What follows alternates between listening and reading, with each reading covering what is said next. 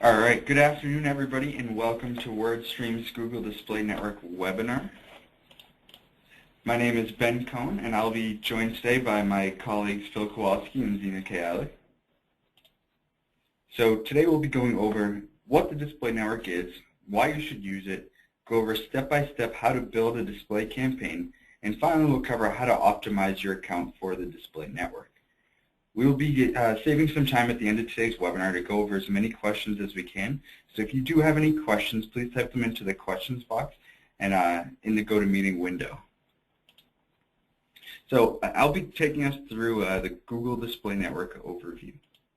So the display network is comprised of Google properties including YouTube, Google Finance, and Gmail, as well as a network of millions of partner sites and mobile ads.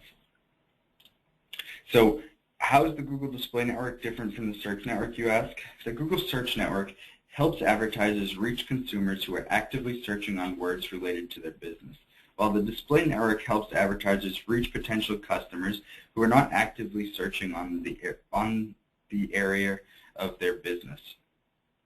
So consider this, 5% of time on the internet is spent searching, while the other 95% is spent digging through websites. So this 95% can actually be reached through the display network. And this enormous reach offered by the Google Display Network allows advertisers to reach 92% of internet users and allows them to reach their audience during each step of the sales funnel. So why should we use the display network? For one, it has a massive scale. So your message will reach more of your target audience in more places more often. Two, it's measurable. It has measurable performance and maximized results for both branding and direct response clients. So when advertisers use the display network in combination with search, the average advertiser has a display CPA that is within 2% of their search CPA. And the Google Display Network drives nearly 20% of the total conversions for that average advertiser. Three, has a contextual engine, so advertisers can use contextual targeting to place ads against the most relevant content and enables you to find and connect with the most engaged audiences. Four, you can develop custom networks through effective targeting.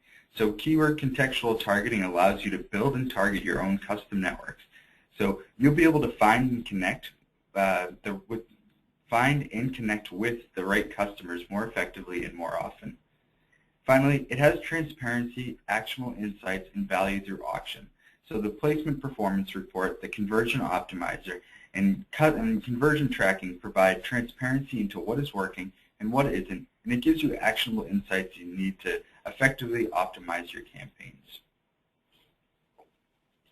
So ways to use the display network. The Google Display Network is valuable to advertisers through each step of the sales funnel. So here we can see your typical sales funnel, and you can see that we've separated into two halves, brand response and direct response. So both of these are areas where the display network will be effective. So to build brand awareness, advertisers can find and connect with their target audiences more effectively and more often. So you can manually select relevant websites where you want your ads to appear. You can also use exclusions and negative keywords to avoid showing on certain sites and content within the network, a lot like negative keywords work with your search network. And then with branding, you should be more focused on gaining impressions rather than clicks. So the goal here is to build that top of the funnel awareness and interest. So especially with the different ad types that the Google Display Network allows for, not everyone will see your ads. Not everyone will click on your ads, I'm sorry, but they may still see it. So to drive direct response, if you're looking to increase your conversions, advertisers can use contextual targeting to place ads against the most relevant content across the web, enabling them to connect and engage most audiences at the right moment.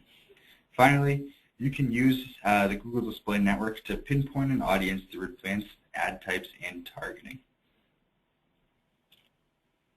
So the display network also gives you more opportunities to target your customers through new types of ads that are unavailable on the search network. The display network allows advertisers to continue to use your typical text ads that you'd be familiar with from search advertising, but now allows for new formats such as image ads, video ads, rich media ads, which will mix text and animated content and allows advertisers to actively engage a web user more so than you would with your standard text or display formats. So let's go through some of the ad types. So banner ads are also known as image ads, are available in a variety of sizes and allow advertisers to use images, animated GIFs, and flash ads to reach their audience.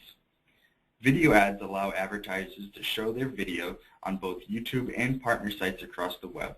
So video ads use Google's TrueView video format, which only charges advertisers if a consumer clicks on the video or chooses to continue watching. So if you've ever been on YouTube, you'll see that people can often skip over a video. So if you skip an ad, the advertiser is not going to get charged for that. Rich media ads include images, animation, and video, along with a mix of text and animated content and designs such as buttons to actively engage a web user. Then the final type is sponsorship or page takeover ad. So these are often unheard of because you need to contact Google to access this ad format. And this format allows advertisers with very large budgets to sponsor an entire website or an entire website for a period of time. So again, these ads are very, very expensive and very costly and tend to be used for a branding scenario. So now that we know that the Google Display Network has broad reach and a variety of ad types, we really need to refine which targeting methods we should use to achieve our goals. So Google has done a great job in providing us with a variety of ways to do this. So beyond the typical geographic and language targeting that we have on the search network, the Display Network offers the following targeting methods.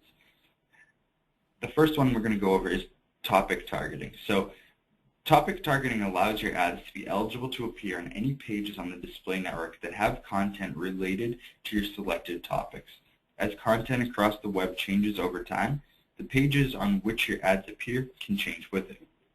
So for example, if you choose to target the topic autos and vehicles, this will enable your ad to show on any placement that includes content related to cars and automotive themes. The next is placement targeting or managed placements. So these are locations on the Google Display Network where your ads can appear. So managed placement can be an entire website, an app, certain pages on a website, or even an individual ad unit that you specifically choose to show your page on. So adding specific placements to your ad group can help you have more control over which web pages and apps on the Display Network you can show your ads on. If you know a website where your customers typically spend a lot of time, you can often add it as a managed placement to better target them.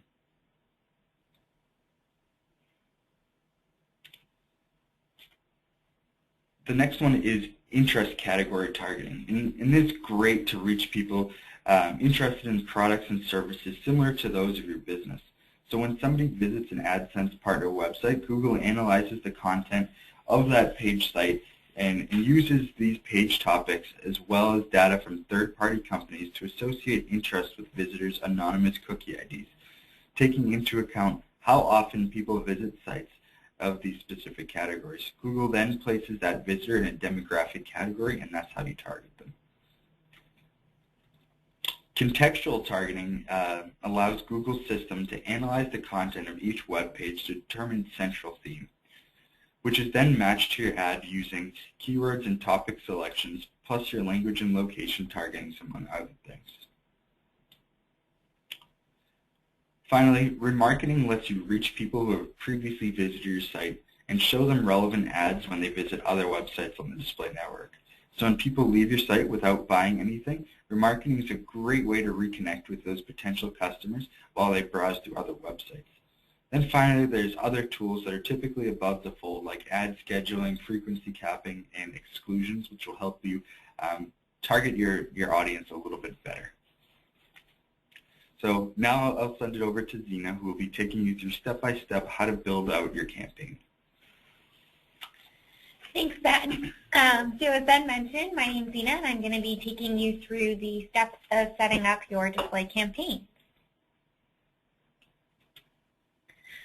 So before setting up your display ad targeting and bidding preferences, it's really important to identify some basic advertising goals.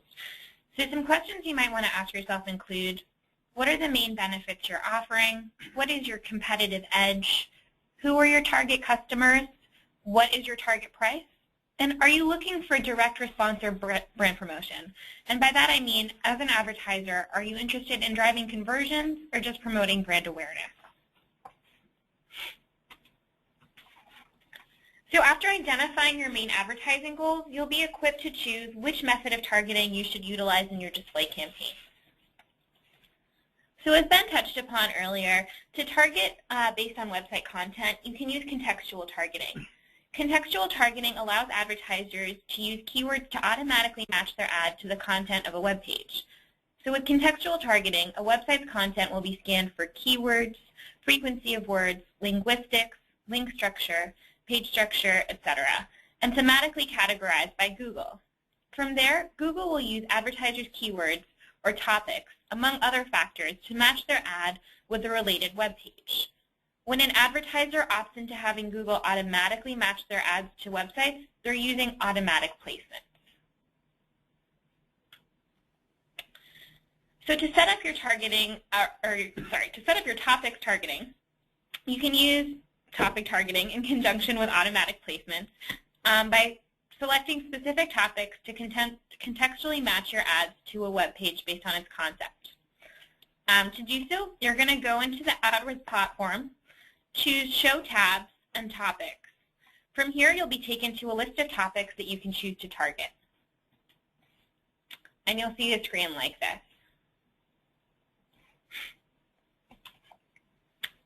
If you'd like to choose specific websites to show your ads on, you can do so through Manage Placements. Manage Placements allow advertisers to choose to place ads on specific web pages, as well as specific ad positions on specific pages. You can set up Manage Placements from within the WordStream software. So to set up your Manage Placements, you're going to select Show Me More in the software, and then the Placements tab. Once you select the Placements tab, you're going to select Create New Placement. The next screen you'll see, from here you'll be able to select the campaign and ad group you'd like to add your placements to and the specific placement information. By using a combination of both placement and contextual targeting, you can better find niche audiences. So another method of targeting is to target users with interest-based targeting. Interest-based targeting reaches users based on the types of site they visit.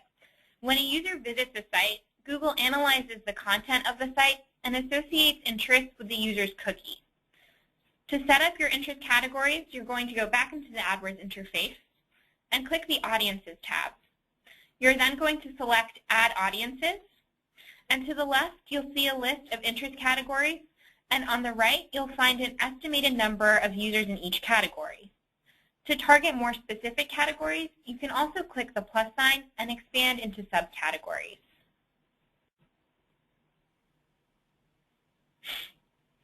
So another way advertisers can better target is through demographic targeting. Demographic targeting lets you focus your spend in the right areas by targeting users based on things like gender and age. To adjust your demographic targeting, select Change Display Targeting from the Display Network window, and then choose the demographics you'd like to target.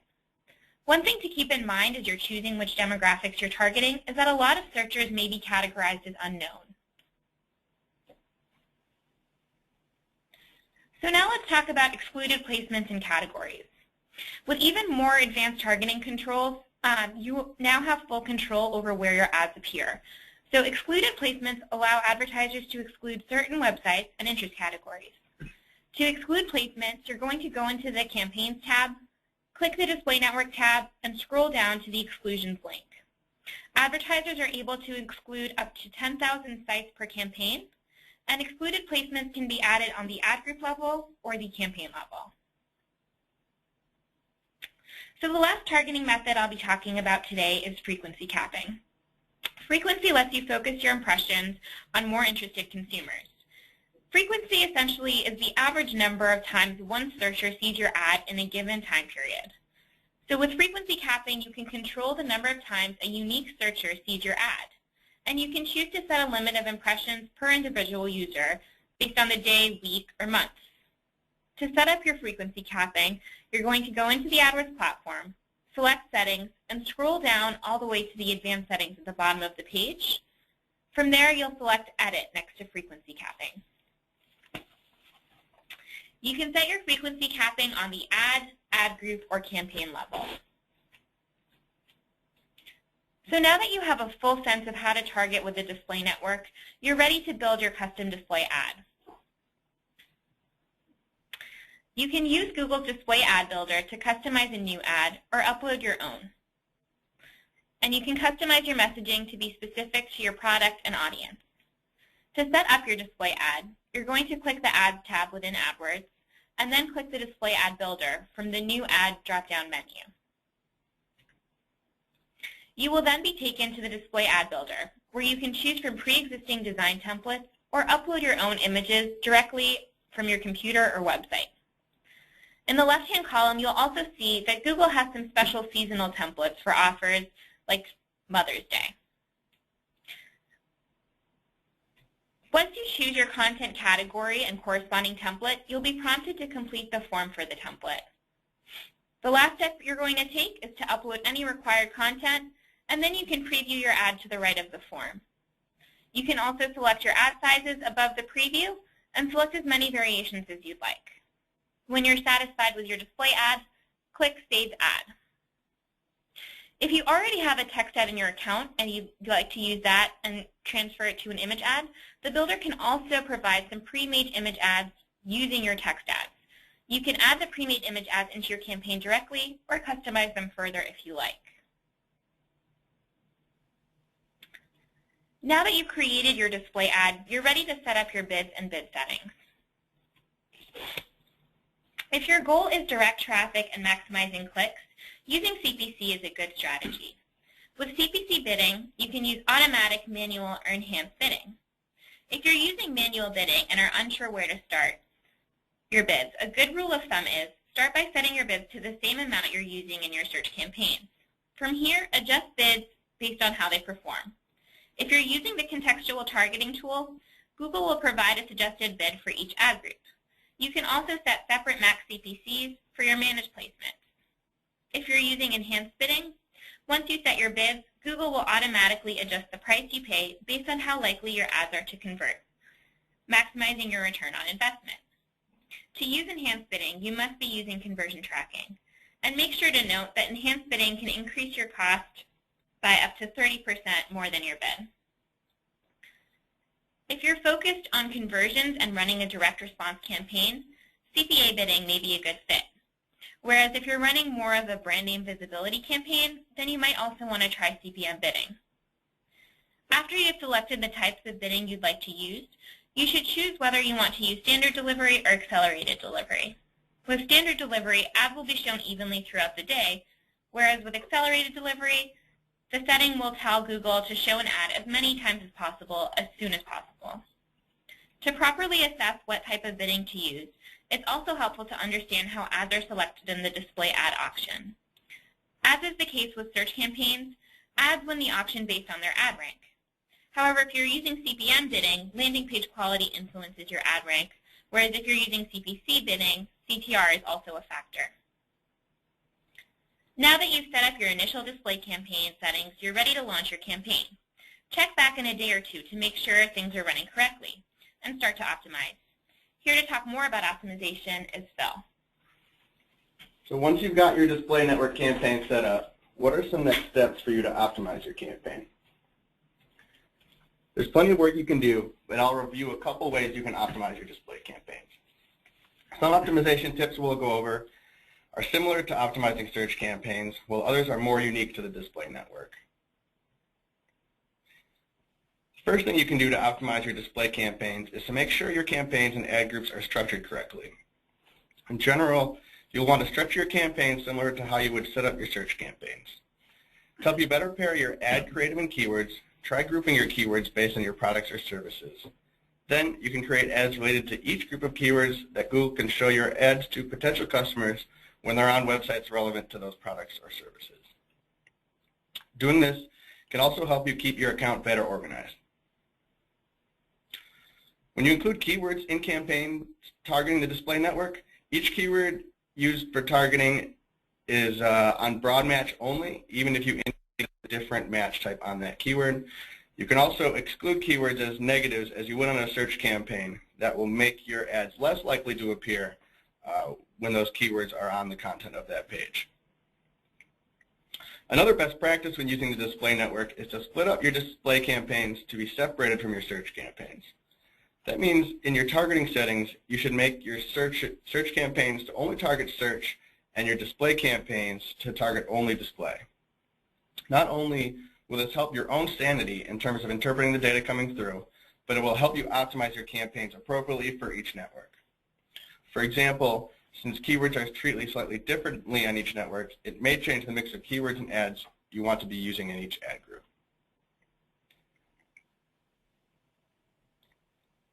Another way to optimize is to test your creative. One of the strengths of the AdWords platform is the ability to collect useful data on your campaign performance over time. Many of you may already be A/B testing your ads on the search network, and I'd encourage you to do the same on the display network, whether you're using text ads or one of the visual formats. Test different elements of your ad and find the ones that leads to better click-through or conversion rates. You may be surprised at how big of an impact a small tweak can make. For example, changing the color of a call to action item could increase click-through rate significantly. Use data collected in AdWords to help you make the best decisions. The results may surprise you. Let's say you want to test out some ad differences or even create new visual ads. If you don't have a graphic designer at your disposal, don't worry. You can create your own banner ads with the Google Display Ad Builder, as Zena talked about earlier. Using this, you can create or edit static and animated display ads for your campaigns right through the Google AdWords system to test against each other. One quick tip about the display network. Some people discount the value of text ads and think that visual banner ads are the only way to be effective. This isn't necessarily the case.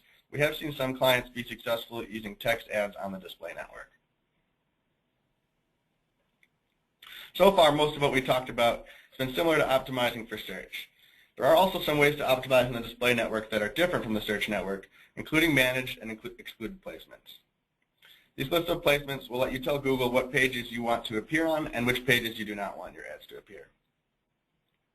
Treat excluded placements like you would negative keywords on the search network.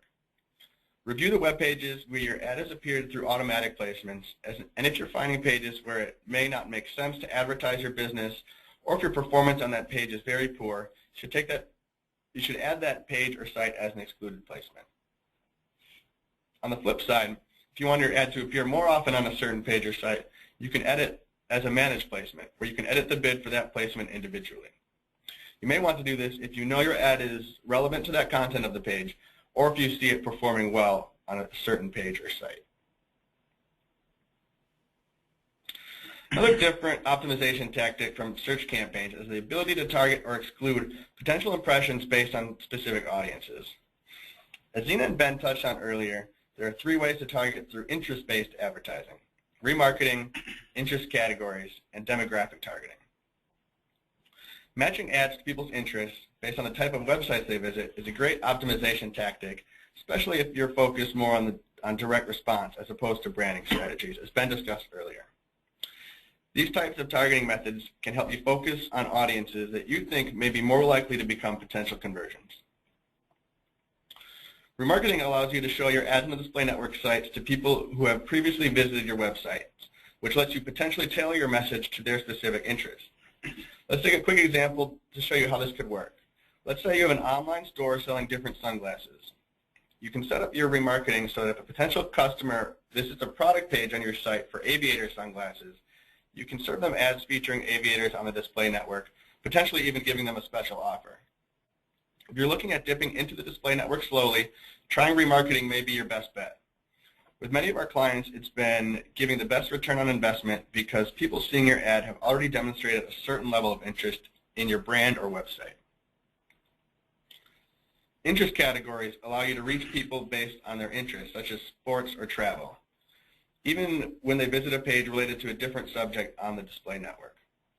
In this case, Google is using the information they have about the user's browsing history to gauge their interests, not necessarily what the content of the page is.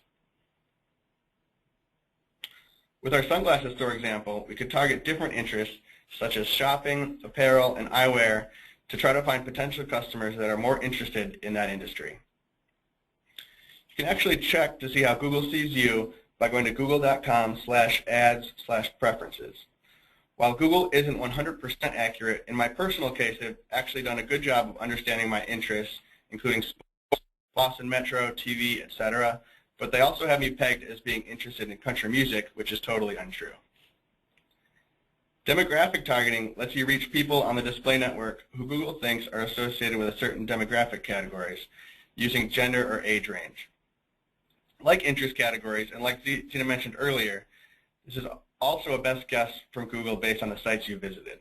In my case, I can see that they've got my gender and age range correct. Using our previous sunglasses example, you could use demographic targeting to serve ads of women's sunglasses just to women. After you've got your targeting set up, you'll want to analyze your performance on the display network to optimize your campaigns. When you're looking at your performance and deciding how to adjust bids, you'll do a similar analysis as if you were looking at the search network. Like the search network, you have the option of using manual or automatic bidding. There's no quote-unquote right setting. I'd recommend taking a look with your customer success rep at WordStream to find the best fit for your goals and situation. Hopefully you have conversion tracking set up on your site, because data like cost per conversion and conversion rate are probably the best metrics to see your campaign performance, especially if you're focused on direct response over branding. I'd also recommend reaching out to your customer success rep here if you have any questions about conversion tracking for your particular case. Another wrinkle to add in when doing display network analysis is the view-through conversion. A view-through conversion means that someone saw your ad, they didn't necessarily click on it, and they still came to your site through other means and triggered a conversion. Assigning value to a view-through conversion is a bit murkier because it's harder to define the effect of your ad on the view-through conversion. For example, a view-through conversion could be triggered if they checked out your product, saw a remarketing ad from that product a couple times which reminded them that they wanted to buy it, then they came back to your site and purchased that product. In this case, the remarketing efforts heavily assisted the eventual conversion. In the second case, your display ad may be triggered on a page that the user visited, but they never even saw your ad. They still independently came to your site and converted. This would still count as a view-through conversion as well. Because these are tougher to assign value to, they aren't factored into your CPA and conversion rate metrics. However, you should still take them into account when you're judging how successful your display network campaigns are. Another secondary benefit of using the display network is that studies have shown that advertising on the display network has a positive effect on your search marketing as well. The theory is that people see your ads from the display network and they're more likely to search for your businesses to get more information.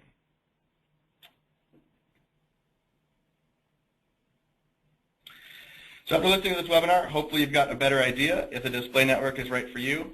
We've taught you the basics of how to set up a display network campaign, how to optimize it, and what factors to consider.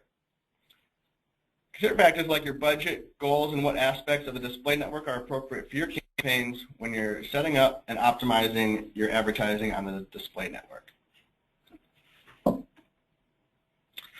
That brings us to the end of the webinar, so we'll open the floor to questions. If you have more detailed questions about your particular account or situation, we recommend reaching out to your customer success rep to go over those. Thanks. All right, so the first question we have today is, and I'll let either you, Zena, or Phil answer this question. My Google Display Network campaign has a click-through rate of 0.3%, and it's dragging down my entire click-through rate. I know that click-through rates are usually higher in the search campaigns, but what should I be doing to target display? So that's a great question. The first thing you'll want to check for to make sure is that your search and display campaigns are separated. If you have a separate display campaign and a separate search campaign, your display click-through rate should not be affecting your search click-through rate. So that's a great way to separate out the two. And then you just want to look at the different types of bidding strategies to optimize for if your goal is conversion or if your goal is brand visibility. Obviously, if your goal is brand awareness, your click-through rates are going to be a little bit lower. You can also, I'll hop in, you can also use some of those targeting methods I went over to kind of reduce the overall reach of your ads. Depending on your business, you might know certain demographics are more likely to convert, or even using certain interests to kind of narrow the amount of impressions you're giving out, which should help your click-through rates. Great. So the next question we get is, how can I set up the display network campaigns in WordStream itself? So you can set up your campaigns in WordStream and create new campaigns.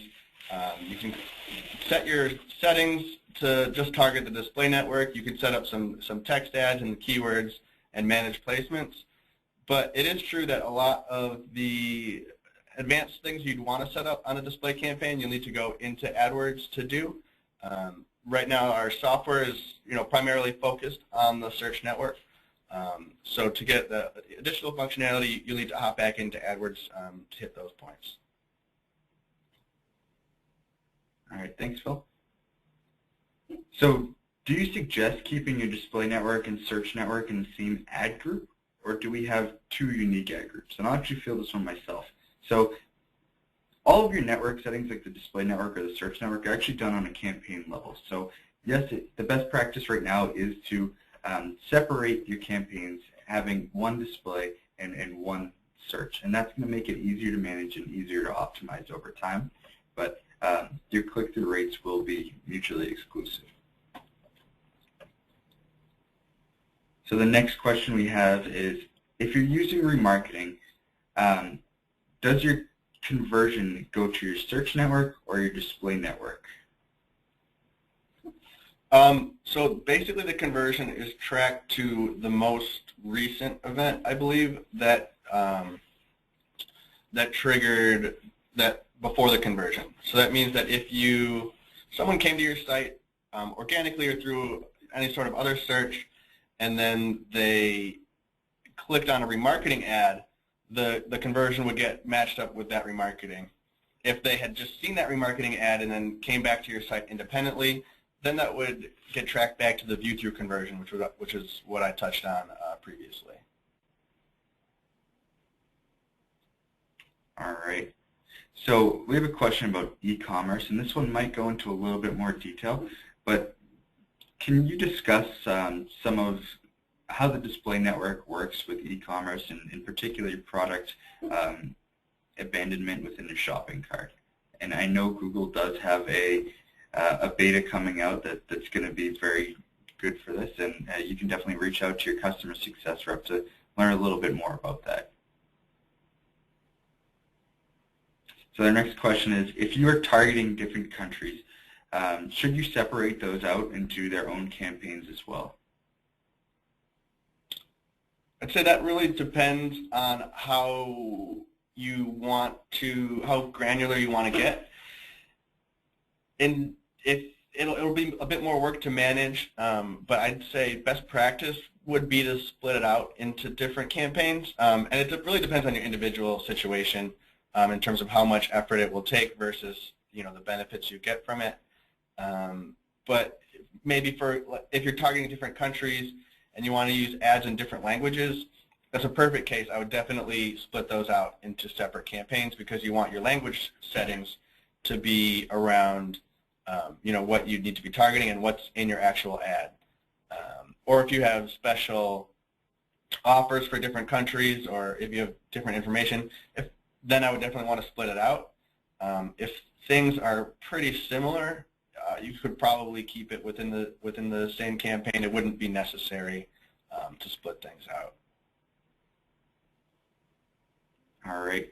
So the next question is it better to use text ads or image or banner ads on contextual targeting?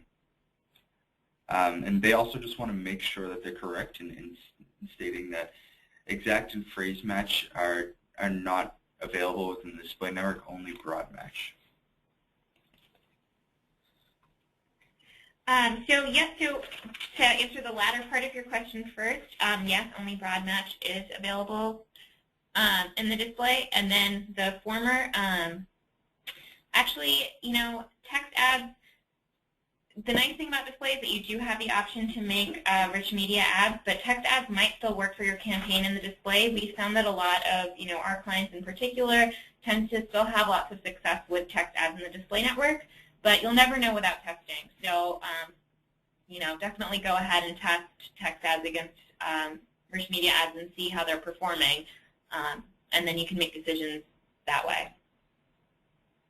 All right. Next question would be, will my lower click-through rates on the display network affect my quality scores? I'll take that one. Google knows that click-through rates on search and display are pretty different. Obviously, your click-through rates on display are going to be much lower. One of the reasons we recommend splitting it out so you can interpret them separately, but Google knows on its end, its algorithms are pretty smart, so it knows that the click-through rates are going to be lower on display, so it takes that into account when it's looking at your display ads and your quality scores for those campaigns versus your search campaigns. And there's no sort of crossover in terms of quality scores from your search affecting quality scores on display. They're treated as two independent groups of metrics. All right. Next question is, what are the account performance requirements being able to use remarketing campaigns? And I believe that what you need to actually have within your account is you need to set up an audience for remarketing. And I'm not sure of the specific audience size off the top of my head. Maybe one of you know that statistic, but definitely check in with your customer success rep. Otherwise, I know we do have a remarketing webinar that we go over that in as well. But it's definitely no account requirement. It's more so just your audience size and building the audience up. All right, so here's another question. How does Google determine a user's interest? So like Zena and I kind of touched on this, it's based on the website that a user, websites that a user visits. It's putting a cookie in your browser and kind of tracking where you've been going and looking at that type of information, and then it comes up with its best guess of what your interests are. Like I touched upon, most of mine were accurate. I'd say 70 to 80% of the ones that I saw for me personally were good. I did have some weird things in there like country music, and I have no idea how that came through. So you can't trust it necessarily 100%, but it can be a great targeting method to use. Right, and it still has to, but it's actually a neat exercise to look in and see where you fall within that as well. I have one coworker who is a big fan of Brazilian music and once sent me a Brazilian YouTube video, and now that's one of my interest categories. So it's definitely, it can be accurate, and there's also some kind of funky ones in there as well. Just want to clarify, someone called me out, and there's nothing wrong with country music. I just don't know a lot about it. Maybe I just need to spend more time on those country music sites learning about it, and then I can come to appreciate it. Nothing wrong with Brazilian music either. All right, here's the next question. Is it better to use image or video ads with display? Or let's even add to that, what about text ads as well? So one of my favorite things about AdWords is that not only is it an advertising platform for you, it's also like a market research tool. So you can really test out how things are going, and then you're able to optimize based on that. So, I'd say test. You're not going to know if what's better and for your account and your situation and the amount you're going to be bidding unless you really test things out. Everyone's situation is unique, so things that might work for you might not work for your neighbor. One other thing to add, as we touched upon, you can use text ads and image ads through the right through AdWords in terms of the AdWord builder and setting up text ads, and then video ads. You might need some more resources behind. So it's worth trying out. What you're able to do. I wouldn't necessarily overextend yourself to create video ads right off the bat without kind of getting into it a bit slowly. All right, so Here's another question. How can we benchmark against competition on CTR? Do you use relative CTR? So with the display network, depending on your goals, click-through rate's not going to be the main focus, especially if you're focusing on branding. But in general, you're going to see much lower click-through rates on the display network, and if you can get anywhere between, let's say, 0.5% up to 1%, you should be performing pretty well. But again, it is on a account-by-account basis, so definitely check in with your customer success rep, and maybe they can give you a little bit more guidance on your account specifically. All right, here's another question. What is the best size to use when using banner ads?